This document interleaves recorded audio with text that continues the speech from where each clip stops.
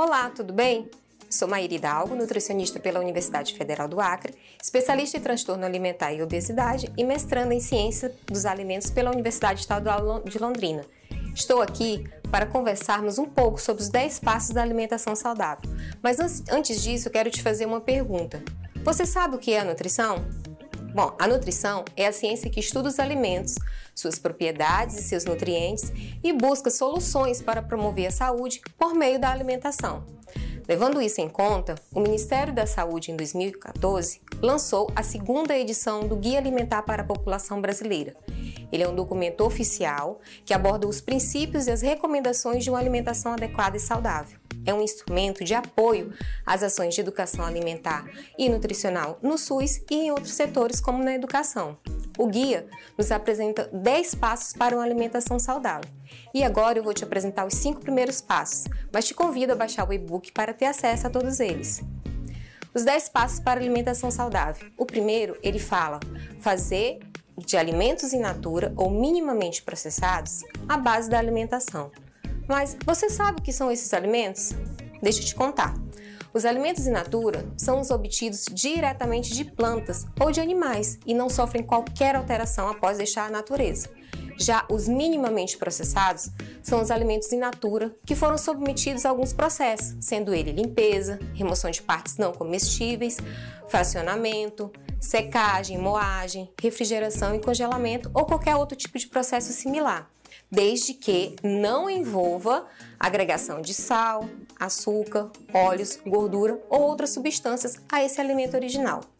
Predominantemente de origem vegetal, tanto os alimentos in natura ou os minimamente processados são a base ideal para uma alimentação nutricionalmente balanceada.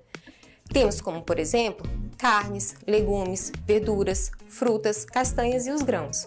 O segundo passo, ele fala utilizar óleos, gorduras, sal e açúcar em pequenas quantidades ao temperar e cozinhar alimentos e criar preparações culinárias.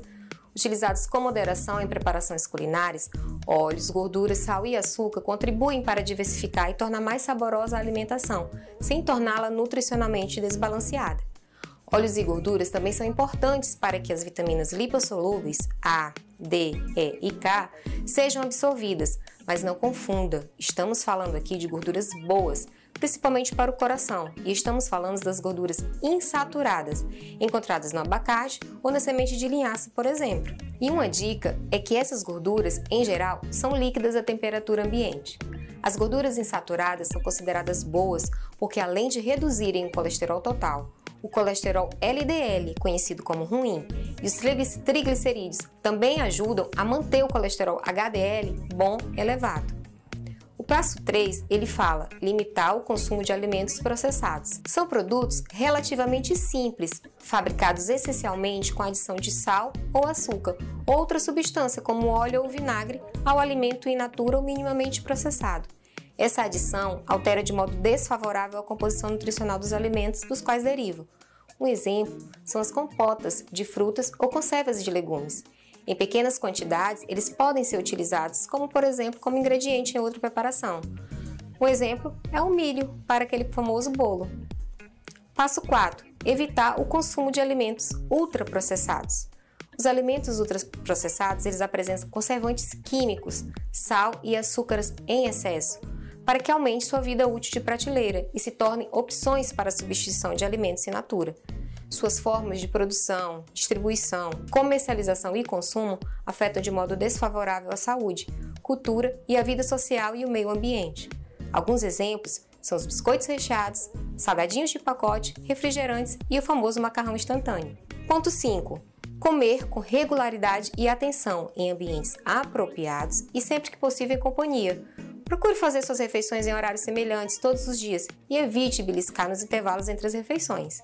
Coma sempre devagar e desfrute o que está comendo e nada de ficar mexendo no celular ou assistindo televisão.